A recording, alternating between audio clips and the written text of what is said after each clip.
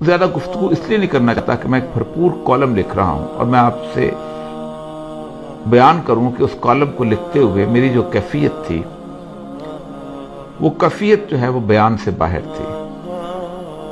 میں کالم پڑھ کے سنا دیتا ہوں اس لیے کہ اس کالم کے بعد میرے پاس کوئی اور لفظ ایسے نہیں بچیں گے کہ میں اس تقریر پر تبصرہ کر سکوں۔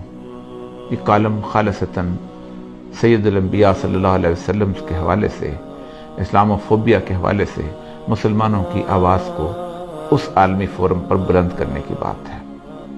باقی تمام مسائل جو ہیں وہ اور طریقے سے حل ہوتے ہیں، لیکن اسلام فوبیا یا رسول اللہ صلی اللہ علیہ وسلم کی گستاخی جو ہے یہ زبان و بیان کا مسئلہ تھا، اور اس کا مقابلہ بھی زبان و بیان سے اور قلم و قلم سے ہو سکتا تھا، اور وہ انتہائی خوبصورتی کے ساتھ کیا گیا۔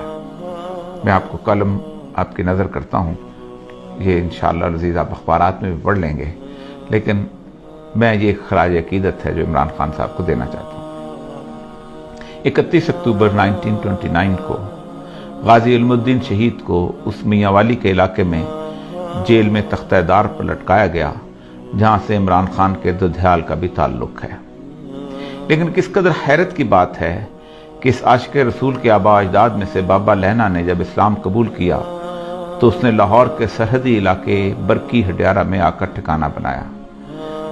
یہ وہی برکی ہے جو عمران خان کا ننھیال ہے۔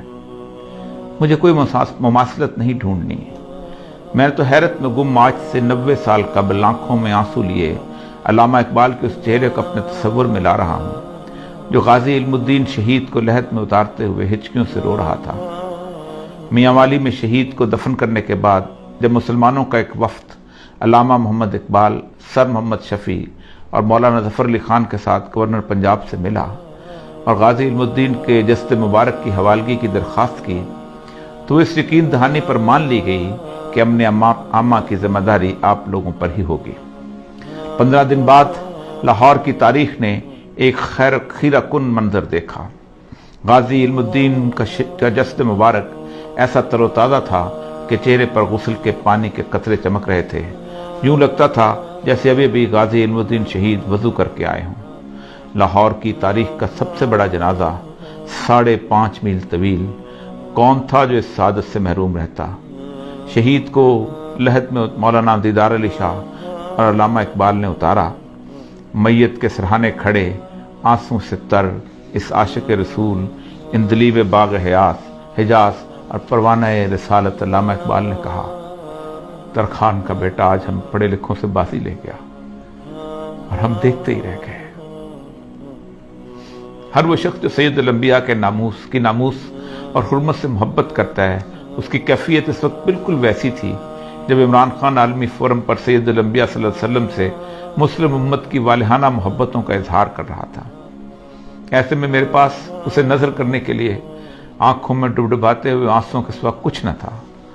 کون ہے جس کا دل زخمی نہیں ہے؟ کس کی راتیں سالوں سے بے خوابی میں نہیں گزرتی کہ اس کے پیارے رسول صلی اللہ علیہ وسلم کی شان میں روزانہ گستاخی ہوتی ہے اور وہ بے بس و لاچار ہے، اس کے بس میں کچھ نہیں۔ وہ پکار کر بتانا چاہتا ہے کہ میں اس مدینے والی سرکار سے اپنی ماں، باپ، بہن، بھائی اور اولاد سے زیادہ محبت کرتا ہوں، اور یہ میرا آخری سرمایہ ہے، یہی میرے ایمان کی جمع پونجی ہے۔ لیکن اس کی آواز سدا بصہرا ہے۔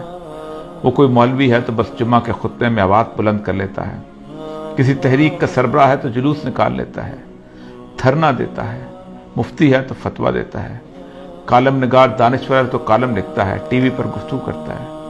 لیکن یہ سب مل کر بھی اپنی آواز گستاخان رسول اور اسلام دشمنوں تک نہیں پہنچا سکتے، اور نہ ہی ان کو عالمی سطح پر اس طرح لاجواب کر سکتے ہیں جس کا موقع اور استحقاق میرے اللہ نے عمران خان کو عطا کر دیا۔ میں تو مالک کائنات کی فرما روائی کا اس حد تک قائل ہوں کہ کوئی پتا بھی اس کی مرضی کے بغیر نہیں ہلتا ہے۔ یہ کیسے ہو سکتا ہے کہ عمران خان کو ناموس رسالت کے لیے آواز بلند کرنے کی توفیق منشاء الہی کے بغیر ہوئی ہو؟ یہ تو انتخاب ہے اور مجھے اس پر صرف رشک کرنا ہے۔ میرے پاس صرف تشکر کے آنسو ہیں۔ اقوام متحدہ کے 193 ممبر ممالک کے جمع غفیر میں 57 مسلمان ریاستوں کے سربراہ ہیں، اور ان میں سے اللہ نے میرے ہی ملک کے سربراہ کو یہ توفیق عنایت کی۔ شاطمین رسول کا قصہ کوئی تازہ نہیں ہے، مغربی دنیا میں اس کا آغاز سید الانبیاء صلی اللہ علیہ وسلم کے وصال کے تقریباً 150 سال بعد 780 عیسوی میں ہو گیا تھا، جب ایک شخص تھیوفس دی کنفیسر نے رسول اکرم صلی اللہ علیہ وسلم کی شان میں گستاخانہ سوانحی خاکہ تحریر کیا تھا۔ یہ واحد شخص ہے جسے اپنے زمانے کے عیسائیوں کے دونوں بڑے گروہ یعنی رومن کیتھولک اور مشرقی آرتھوڈاکس نے 12 مارچ 817 میں اس کی موت کے بعد اسے ایک قابل احترام سینٹ کا درجہ دیا اور اسے پوری عیسائیت کا مشترکہ راہب قرار دیا۔ اس ملعون کی موت کے بعد سے آج تک یعنی 1200 سال تک مغربی دنیا کی پوری علمی تاریخ اسلام دشمنی، اسلام فوبیا اور سید الانبیاء صلی اللہ علیہ وسلم کی گستاخیوں سے بھری ہوئی ہے۔ کوئی بڑا مورخ اٹھا لیں، آپ کو اس کی تحریروں میں اسلام اور سید الانبیاء صلی اللہ علیہ وسلم سے نفرت ملے گی۔ یہ نفرت اور تعصب ان کی تحریروں میں اتنا واضح ہے کہ وہ تکلیف دہ حد تک جھوٹ بولنے سے بھی گریز نہیں کرتے۔ آپ کوئی بڑا نام لے لیں، William Muir, Margoliouth, Max Weber, doctor Sprenger, Toynbee, sir Hamilton Gibb, Montgomery Watt, Thomas Carlyle, غرض ایک لمبی فہرست ہے جس میں ہر کسی نے ہر صدی میں اس جرم میں حصہ ڈالا۔ یہ وہ مورخین ہیں جنہوں نے تاریخ میں اتنا جھوٹ بولا ہے اور اس صفائی سے بولا ہے کہ آج مغرب کا ہر بچہ اور میرے ملک کا انگریزی میڈیم تاریخ پڑھنے والا ان 12 سالوں میں لکھے ہوئے اس جھوٹ کو تاریخی ماخذ یعنی ہسٹوریکل سورس سمجھ کر سچ مان لیتا ہے۔ یہ ہے وہ صدیوں پر محیط سازش جس کے خلاف مسلمانوں میں سے محبت رسول کے امین علماء کرام، مفتیان، حکام اور ادیب و دانشوروں نے ہمیشہ آواز اٹھائی، لیکن یہ تمام آوازیں اس امت کے لوگوں کے لیے تسکین روح کا باعث تو بنتی رہیں، لیکن مغرب کے لیے ایک چھوٹا سا واقعہ بھی نہ بن سکیں۔ عمران خان کی تقریر ایک بہت بڑا واقعہ ہے۔ یہ 2 وجوہات کی بنیاد پر زیادہ پر اثر ہے، جادوئی تاثیر رکھتی ہے۔ پہلی وجہ یہ ہے کہ وہ اس مغرب کی تہذیب کا ہیرو رہا ہے۔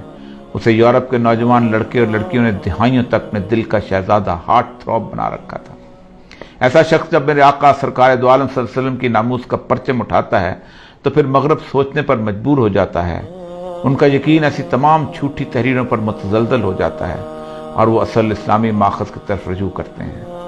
دوسری وجہ یہ ہے کہ ایک بہت بڑے اسلامی ملک اور ایٹمی طاقت کا منتخب وزیر اعظم ہے، اس کی آواز پورے عالم میں گونجتی ہے اور وہ بھی ایک عالمی فورم پر، تو پھر وہ صرف عمران خان نہیں بلکہ 22 کروڑ مسلمانوں کا نمائندہ بن جاتا ہے، ایسا نمائندہ جسے 1.5 ارب مسلمانوں کی نمائندگی کا حق اور میرے آقا کی ناموس کے تحفظ کا شرف بھی خود بخود حاصل ہو جاتا ہے۔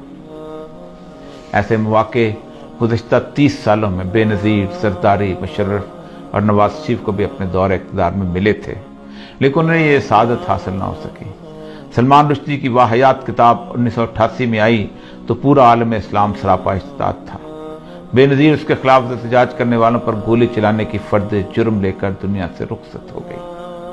2005 میں گستاخانہ کارٹون چارلی ہیبیڈو میں چھپے تو مشرف برس اقتدار تھا، پھر زرداری اور نواز شریف دور میں بھی بار بار چھپتے رہے۔ یہ سب حکمران اپنی خاموشی کی FIR لیے اللہ کے حضور جانے کے منتظر ہیں۔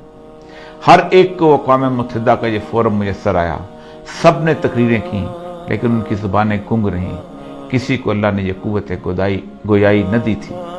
علامہ خادم حسین رضوی صاحب کے خلاف جب سپریم کورٹ میں خفیہ ایجنسیوں نے رپورٹ جمع کرائی تو لکھا کہ اولیاء مقبول جان انہیں اخبارات اور TV پر بہت سپورٹ کرتا تھا۔ میں نے فرد جرم کے جواب میں کہا تھا، ناموس رسالت کے لیے اگر بدترین ڈاکو اور بدنام ترین ڈاکو بھی کھڑا ہوگا تو میں اس کی جوتیاں اٹھاؤں گا۔ اس وقت عمران خان کی تقریر کے خلاف بولنا یہ ثابت کرے گا کہ آپ کو ناموس رسالت سے نہیں بلکہ اپنے نفس کی ریاکاری سے محبت ہے۔ میری حالت تو اقبال کے آنسوؤں سے بھیگے چہرے والی ہے کہ ساری زندگی ناموس رسالت پر لکھتے بولتے رہے اور ایک مغرب زدہ کھلاڑی بازی لے گیا۔ وہی کیفیت ہے جو اقبال کی تھی۔ میرے پاس ان ٹپٹپاتی آنکھوں میں آنسوؤں کے سوا کچھ نہیں ہے، شاید اس راستے میں یہ قبول ہو جائے۔